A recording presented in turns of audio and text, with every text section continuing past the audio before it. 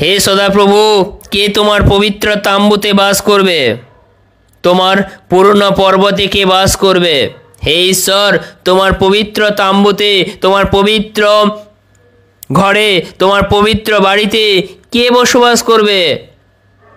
তোমার পূর্ণ পর্বতে কে বসবাস করবে? সেই করবে যে আচরণে নির্দোষ।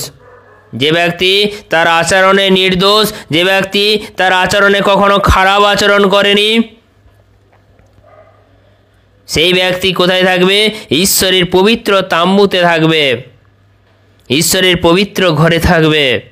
যে নিয়মিত সঠিক কাজ করে, যে অন্তর থেকে সত্য কথা বলে, যে ব্যক্তি নিয়মিত ঠিক কাজ করবে এবং অন্তর থেকে, হৃদয় থেকে সে সত্য কথা বলে, যার জীব কোনো অপরাধ করে না, যার জীব কখনো অপরাধ করেনি, কখনো কাউকে গালি মারেনি, কাউকে বাজে কথা বলেনি, কারোর ব্যাপারে কোনো খারাপ কথা বলেনি, প্রতিবেশীর প্রতি কোনো অন্যায় করে না, এবং যে ব্যক্তি প্রতিবেশীর সঙ্গে কোনো অন্যায় কাজ করেনি কখনো, সেই ব্যক্তি ঈশ্বরের পবিত্র তাম্বুতে বসবাস করবে, সেই ব্যক্তি ঈশ্বরের পবিত্র ঘরে বসবাস করবে এবং অপরের কোনো নিন্দা করে না।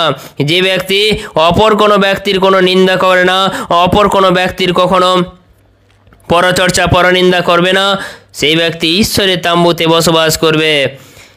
যে দুষ্ট ব্যক্তিকে অবজ্ঞা করে কিন্তু তাদের শ্রদ্ধা করে, যারা সদাপ্রভুকে সম্ভ্রম করে, যে দুষ্ট ব্যক্তিকে অবজ্ঞা করে, যে ব্যক্তি দুষ্ট ব্যক্তিকে অবজ্ঞা করবে কিন্তু যারা ঈশ্বরের পথে চলবে, যারা ঈশ্বরের বাক্য অনুসারে চলবে, সেই সমস্ত ঈশ্বরের সন্তানের সঙ্গে তারা শ্রদ্ধা জানাবে। সেই সমস্ত ঈশ্বরের সন্তানদেরকে তারা শ্রদ্ধা করবে, সেই ব্যক্তি ঈশ্বরের তাম্বুতে বাস করবে।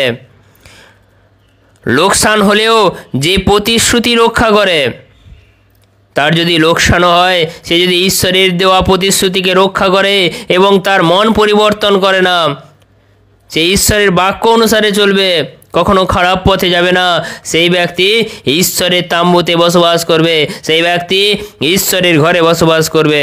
যে বিনা সুদে দরিদ্রদের অর্থ ধার দেয়, যে ব্যক্তি বিনা সুদে দরিদ্রদের অর্থ ধার দেবে, টাকা পয়সা ধার দেয় কিন্তু কখনো সুদ নেয় না, যারা গরিব মানুষ তাদের কাছ থেকে, সেই ব্যক্তি ঈশ্বরের পবিত্র তাম্বুতে বসবাস করবে।